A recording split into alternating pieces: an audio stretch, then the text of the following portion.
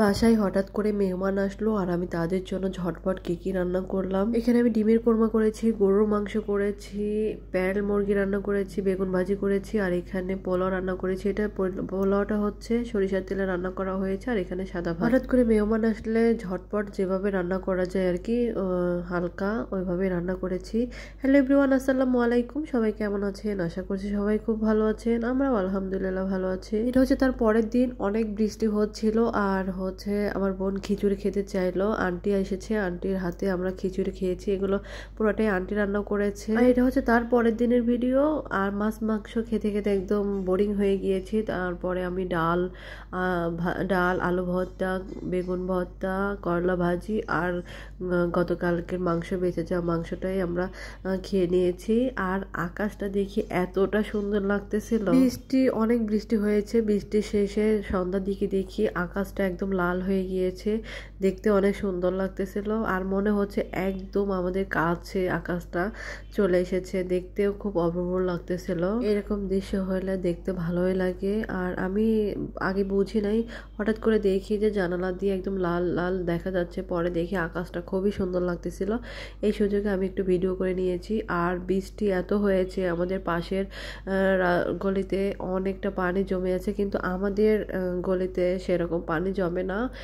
ওই গলিতে অনেকটা পানি জমে, আর আমাদের গলিটা একদম শুকনা। দেখে ঢাকাতে বৃষ্টি হওয়া মানে রাস্তাঘাট একদম পানিতে ভরপুর হয়ে যায়। আর এখন আপনাদের সাথে আমি শেয়ার করব, এটা হচ্ছে নবাবী সেমাই। সামনেই তো ঈদ, এই জন্য হচ্ছে আমি আপনাদের সাথে একটু নবাবী সেমাইটা রেসিপিটা হচ্ছে শেয়ার করি। প্রথমেই আমি কড়াইতে ঘি দিয়ে দিলাম। ঘি দেওয়ার পরে কয়েক রকমের বাদাম আর হচ্ছে কিশমিশ এগুলো ভেজে নিচ্ছি। বাদামগুলো ভাজার পরে আমি হচ্ছে ওগুলো তুলে নিয়ে ওই কড়াইতেই হচ্ছে তেজপাতা, এলাচ আর হচ্ছে দারচিনি দিয়ে দিলাম। একটু ভালো করে নাড়াচাড়া করে নিচ্ছি। হঠাৎ করে ঠান্ডা লেগে গিয়েছে, আর ঠান্ডার কারণে কথাগুলো শুনতে কেমন যেন লাগছে।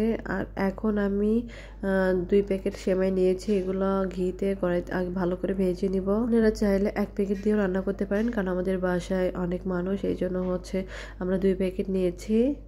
এখন হচ্ছে ভালো করে একটু ভেজে নিতে হবে। চুলার জালটা একদমই আস্তে রেখে দিতে হবে, না হলে পুড়ে যাবে সেমাইটা। এখন আমি ভালো করে এটা ভেজে নিব। আর যত ভালো ভাজা হবে খেতে ততই মজা। আর নবাবী সেমাই রান্না করতে তেমন আহামরি সময় লাগে না, আবার হচ্ছে কম সময় লাগে না। এই পর্যায়ে আমি একটু চিনি দিয়ে দিচ্ছি। অনেকে হয়তো বা অন্যরকম ভাবে রান্না করেন, আমি যেভাবে রান্না করি সেটাই আপনাদের সাথে একটু শেয়ার করতেছি। এখন আমি দিয়ে দিচ্ছি একটু গুঁড়া দুধ। এগুলো দিয়ে ভালো করে একটু নাড়াচাড়া করে নিব, মানে মিক্সড করে নিব। সবকিছু দেওয়া হয়ে গিয়েছে, এখন ভালোভাবে একটু ভেজে নিতে হবে। একটু লাল লাল করে ভেজে নিয়ে তারপরে আমি হচ্ছে এটা নামিয়ে নিব।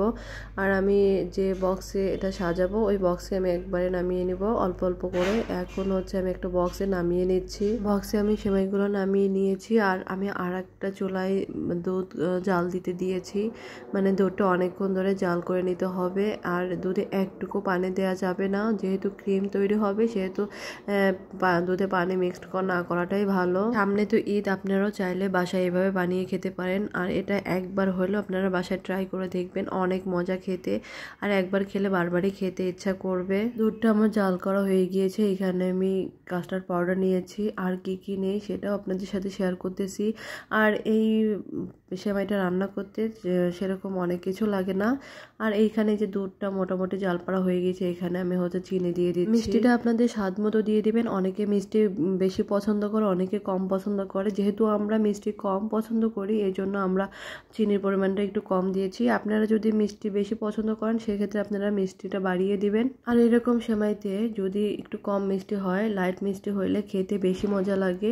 বেশি মিষ্টি হলে দেখা যায় যে মুখটা মেরে যায়, আর খেতে ভালো লাগে না বেশি, মানে বেশি খাওয়া যায় না, অল্প হলেই মানে পেট ভরে যায়। আর এইখানে হচ্ছে আমি ক্রিম তৈরির জন্য কি নিলাম, এখানে কর্নফ্লাওয়ার নিয়ে নিচ্ছি। আমি একটা বাটিতে কর্নফ্লাওয়ার নিয়ে নিয়েছি। এখন হচ্ছে নিয়ে নেব কাস্টার্ড পাউডার, আর হচ্ছে নিয়ে নেব হচ্ছে গুঁড়া দুধ। এখানে কাস্টার্ড পাউডার দিয়ে দিচ্ছি। এখানে কর্নফ্লাওয়ার নিয়েছি আমি 2.5 চামচের মতো, আর হচ্ছে কাস্টার্ড পাউডারও নিয়েছি 2.5 চামচের মতো। আর এর পর্যায়ে আমি দিয়ে দিব হচ্ছে গুঁড়া দুধ। এগুলো দিয়ে ভালো করে মিক্সড করে নিতে হবে। গুঁড়া দুধ নিয়েছি আমি এখানে প্রায় 2 টেবিল চামচের মতো।